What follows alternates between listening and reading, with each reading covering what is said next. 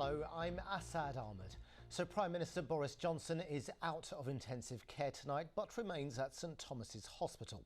His period in ICU is an experience few will thankfully ever encounter, but for NHS staff who work there, it's a 24/7 job with huge pressures which staff at St George's Hospital in Tooting told us about after they allowed cameras into their intensive care unit for the first time.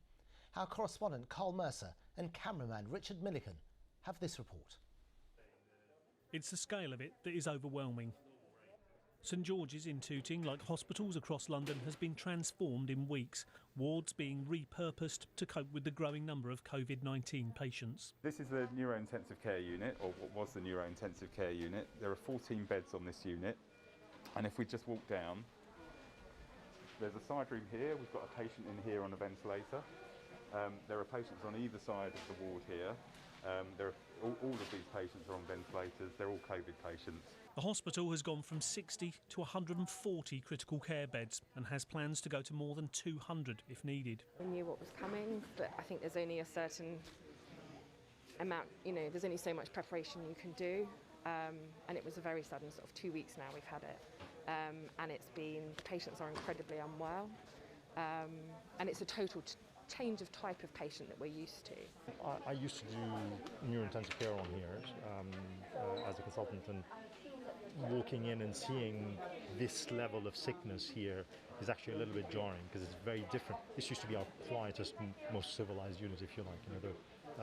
The patients tended to be reasonably calm. It was a very controlled environment, whereas now some of our sickest patients are being looked after.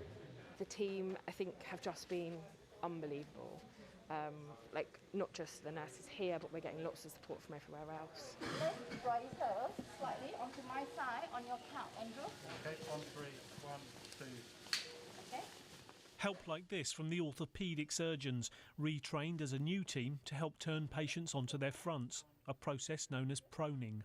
So essentially, a lot of our patients who have low oxygen levels in their blood will benefit from us turning them onto their fronts.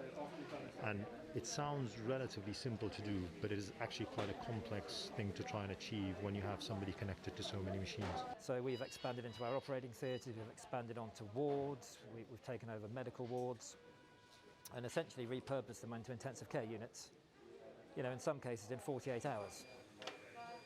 So this is our latest ward to open up.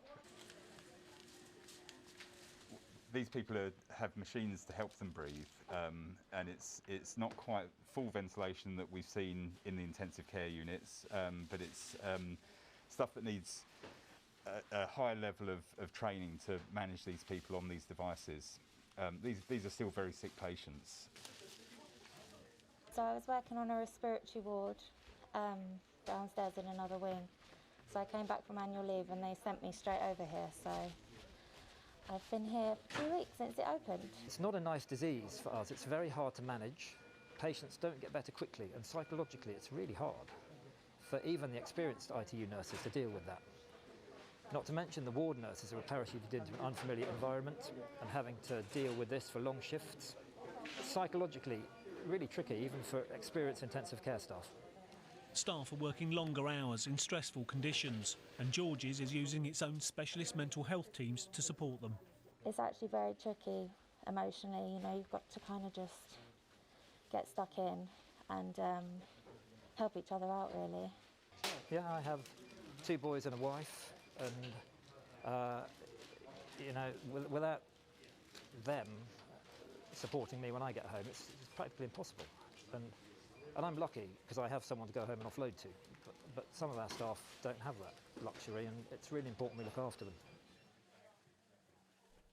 Dr. Dominic Spray ending that report from Carl Mercer, and our thanks to the St George's Hospital team.